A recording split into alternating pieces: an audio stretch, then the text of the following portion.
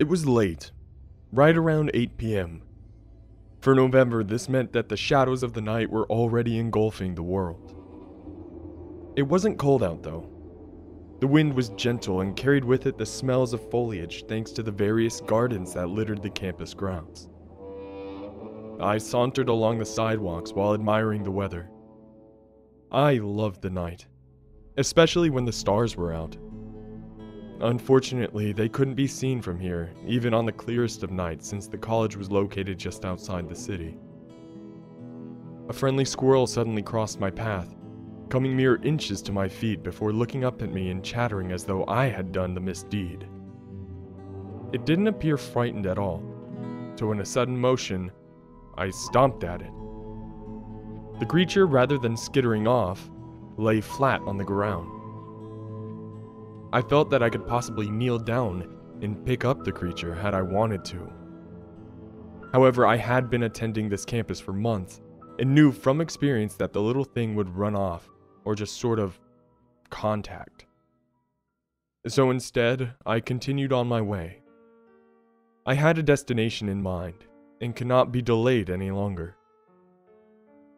Just ahead along the outer edge of the campus was the only women's restroom left open at this hour. The campus itself usually shuts down early on Fridays, so I was lucky there was at least one left unlocked, especially considering I had an hour's drive home ahead of me. Quite honestly, I didn't feel like stopping at a gas station for such a purpose this late in the day. Turning the last building, I finally arrived at the lonely structure. It could have served as a concrete outhouse in my opinion, but then again, I have no knowledge of such things. It was just a small building with a single purpose. I looked behind me as a gust of wind caught my attention.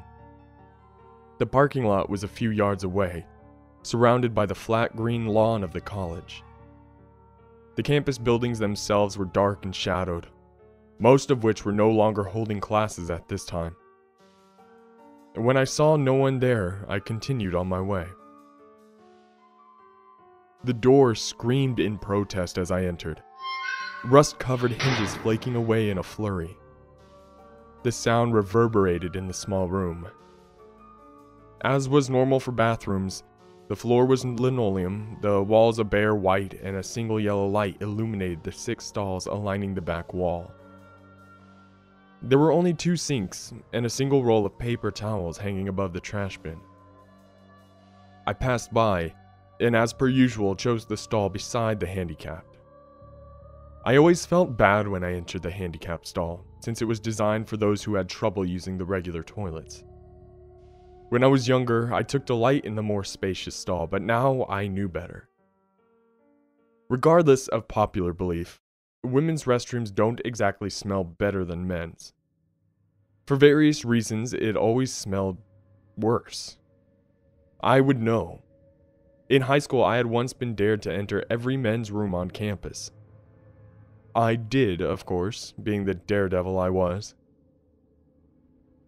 This time, it smelled worse, as though something had died and had been left to rot in the small hanging trash box along the side of the stall walls. Knowing the sorts of things that would have normally been thrown in there, I didn't feel the urge to investigate and set my mind to finishing my business. It wasn't until I was finished that I heard it. A slight gasping sound, as though someone with asthma was in the stall beside me. Not having heard anyone enter the restroom, I did the immature thing and I looked. I leaned forward and tilted my head until I could see under the wall to my left, allowing me to peer in the 4 stalls behind me. At first, I didn't see anything. They were all empty. So I figured the sound was probably coming from the handicap stall beside me. Before I could turn my head, however, I noticed a pair of legs drop down from the stall at the far end. That's when I realized someone had been standing on the toilet in the first stall. The legs were bare, probably meaning the owner had a dress or shorts. As for the missing shoes, I wasn't certain. people don't just wander the city shoeless. And not that I knew of anyway. Relieved at finding the culprit, I sighed and closed my eyes, ready to sit up and leave when something else happened. A head popped down from the last stall, obviously belonging to the same person as the legs, although something had seemed off about her. She seemed to be a brunette, with wild, unkempt hair. Her skin was very pale, as though she hadn't seen the light of day in years. The features on her face were more prominent, thin and shadowed. She looked rather young to be attending college. Maybe a high school freshman? Either way, her cheeks and eyes were unnaturally sunken in.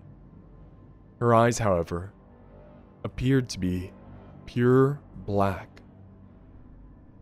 Now, I was 4 stalls away from her, and making all kinds of judgment calls on the girl when I realized I had just been caught peeping at her. This was rather embarrassing, so I immediately sat up blushing furiously. Should I apologize? Do people do that in public restrooms? And what about her eyes? I shrugged off the last question, figuring it was just a figment of my imagination. They probably only looked that way because she was so far down and I couldn't see her properly. She most likely had some really dark brown eyes or something. I stood, prepared to leave the stall and promptly walk my embarrassment off, when I heard something else. Something unusual. It was a shuffling sound, as though someone was sliding under the stall wall. The hairs on the back of my neck stood on end, realizing how strange the situation had become. Why would she be climbing under the stalls? Was she autistic and lost? That certainly would explain her appearance. Maybe she wandered away from her guardian and decided to play in the women's restroom. It was never locked after all, even after hours. I decided I'd call the police and report her in case she was a missing person. I also didn't want to scare her off since she looked sickly and the poor thing was probably starving. So, resolving myself, I sat back down and leaned over, only to find the girl looking at me from one stall closer. I originally was going to try and get her name, but stopped dead as my eyes took in the sight of her. Her eyes were black, all right. Black as coal.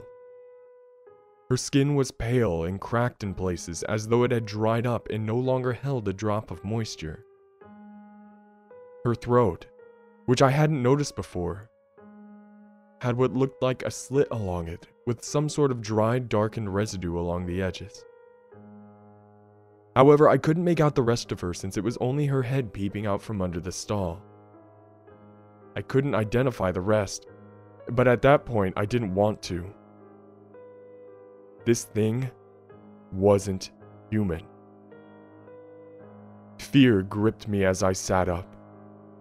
My nerves were put on edge and my breath had begun to quicken.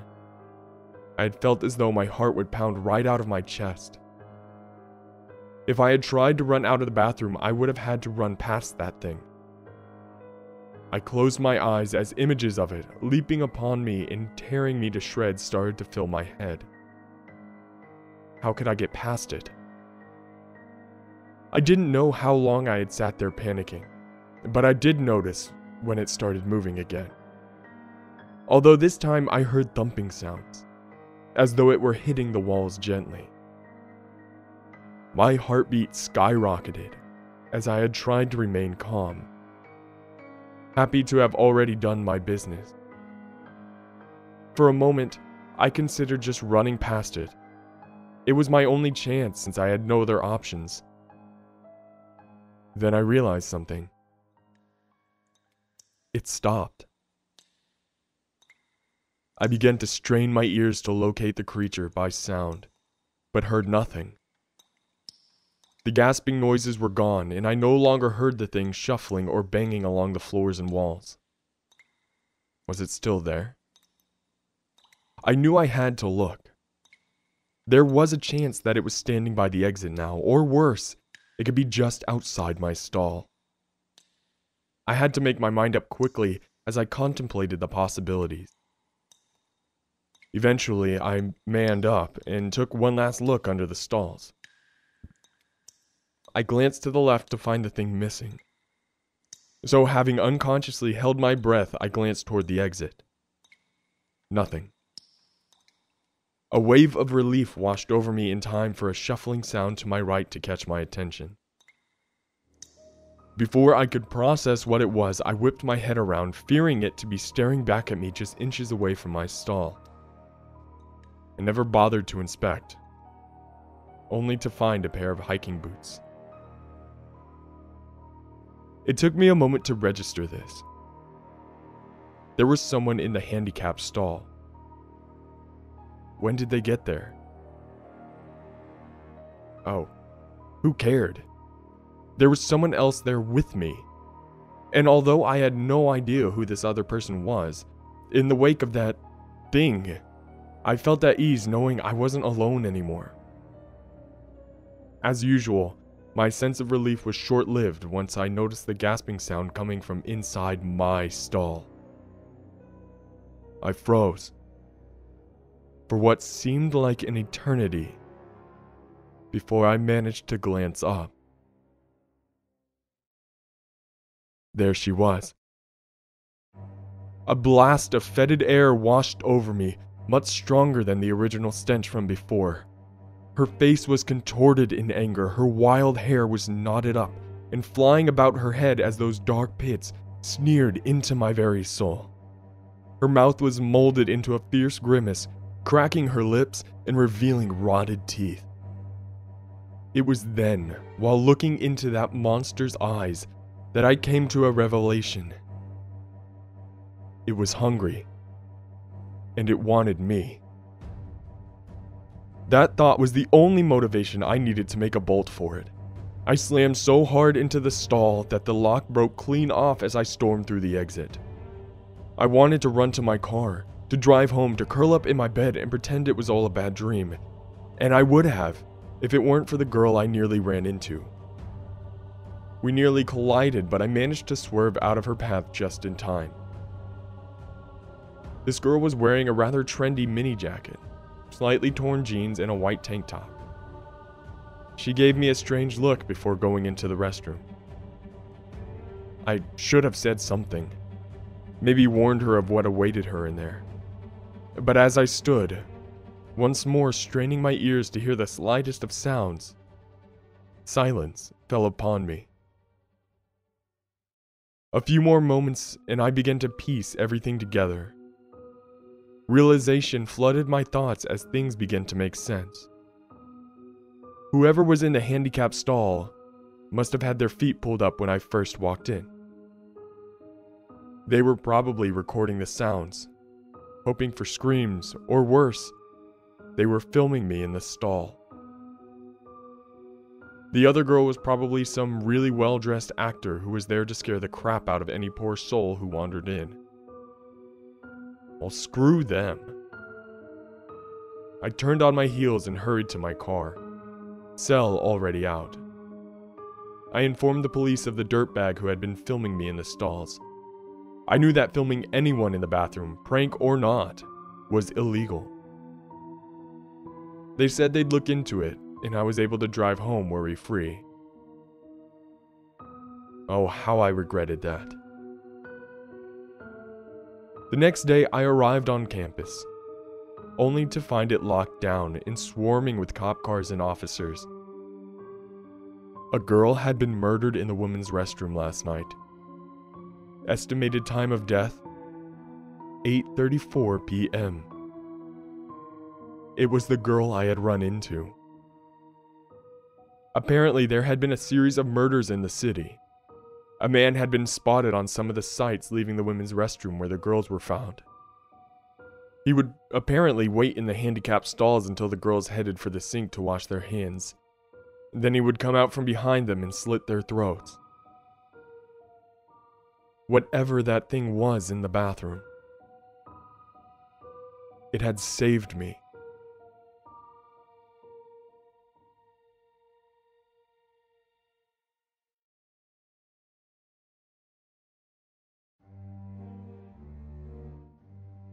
Well, ladies and gentlemen, I hope you enjoyed that creepypasta. If you did, please make sure to hit the subscribe button down below, along with a little bell so you can be notified when my videos pop up. Leave a like and a comment. And as always, my darkness militia, have a terrifying evening.